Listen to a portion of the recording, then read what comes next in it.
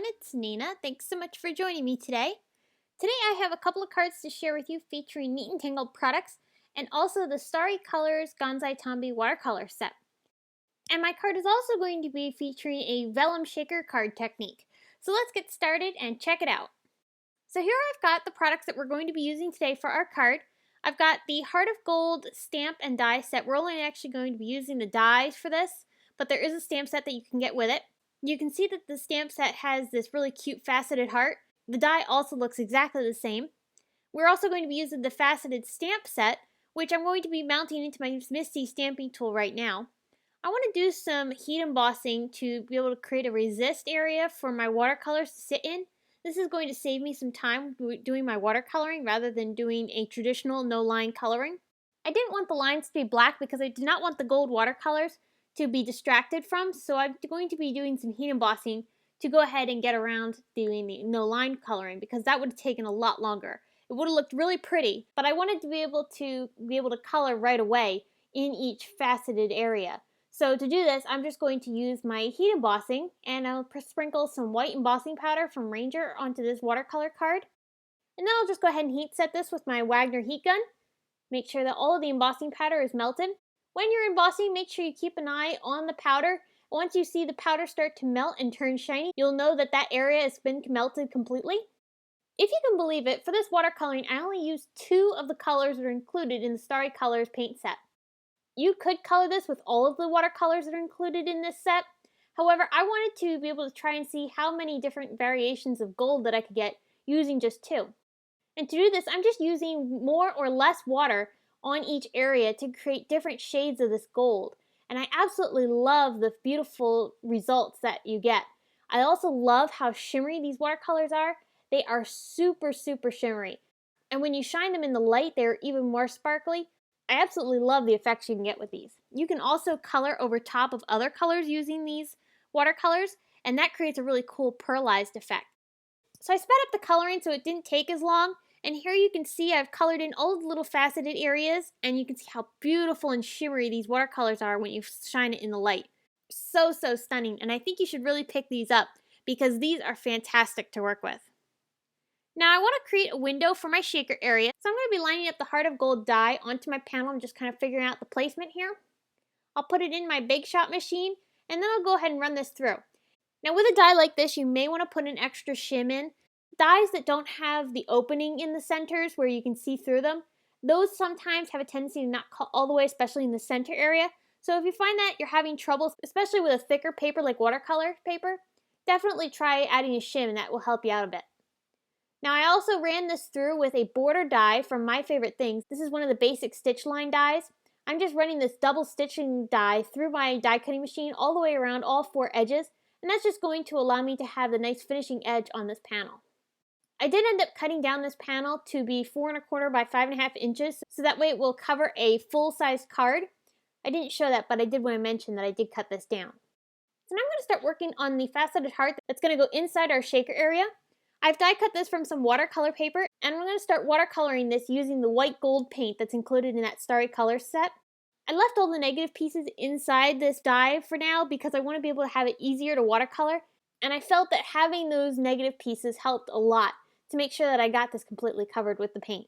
After I've colored it in and it dried, I'm taking my little craft pick here, this is my Tim Holtz Tonic craft pick, and I'm just popping out the little negative pieces inside of this die. If you wanted to get really creative, you could save all of those little negative pieces and create another card using just the negatives, but that would take a lot of time to glue together, and I wasn't up for that, so I ended up just throwing them away. Now I also want to make this a little bit more of an embellishment, so I'm taking some Versamark ink and I'm pressing this down onto my little heart. And I'm doing this because I want to do some heat embossing to give this a little bit more dimension. And this embossing ink pad is one of my secondary pads. I don't use this for my regular stamping. I use the Simon Says Stamp Clear ink, but this one I use for all of my techniques like this. I'm going to sprinkle on some high gloss embossing powder from Wow. This embossing powder is gorgeous. It creates this absolutely fantastic raised dimension, and I absolutely love the stunning effect. It almost looks like glossy accents, but it's a lot easier and you don't have to wait for it to dry. That saves me time and I like that idea. Alright, so I'll go ahead and heat set this with my heat gun. Just make sure it gets completely melted. And I will also mention that you want to make sure that you let this sit just a couple of seconds before you touch it, because that embossing powder does need some time to dry, so it will smudge if you touch it before it's cool. After I've heat set that, I'm going to now start putting my shaker together. I'm taking some vellum and I'm attaching it to the back side of my panel here, and I'll just use some ATG adhesive to tape that down. I'm also going to use some PPA matte adhesive and apply that to the back side of my little heart. And then I'm just going to attach that down to the window area of my card. And I also applied some clear blocks on top to make sure it will stay in place. Now, I don't know about you, but when I use craft foam, I have so many little pieces lying around from leftover scraps. I save every one of them, and I use them for things like this. This is a great way to be able to make the most out of your little scraps of fun foam. I save them to be able to make little shaker wells, or I can also use them on smaller die cuts and things like that. But this in particular is really great because you can fit them and puzzle piece them together to make sure that you get a perfect shaker well. And then the other great thing about this is that the sides of the foam aren't sticky like foam tape, so the shaker pieces won't stick to the sides of these like they will on foam tape, which is really, really handy, and I absolutely love that. So I'm filling my shaker with a gold sequin mix from Lucy's Cards. This is a beautiful shaker mix that has so much gorgeous gold in it. I filled my shaker well, and I'm just applying some ATG adhesive on the back side, just very carefully to make sure I don't send those sequins flying. And then after I've done that, I'm just going to go ahead and take my card base. This is an A2 size card, and I'll just go ahead and attach this down to the back side of my shaker, and that's going to entrap everything right inside so that way those sequins won't go anywhere, and it's a perfect little shaker. Look how fun this turned out. Isn't this cool? And I love that the soft effect of the vellum really mutes the gold, but still lets it to be seen and really adds a lot to this gorgeous card. Now I'm going to create my sentiment. I'm using some Simon Says Stamp black cardstock, and I'm prepping it with an EK Success powder tool. I'm now going to start stamping my sentiment with some Simon Says Stamp clear ink. I love this ink for all of my stamping for embossed images.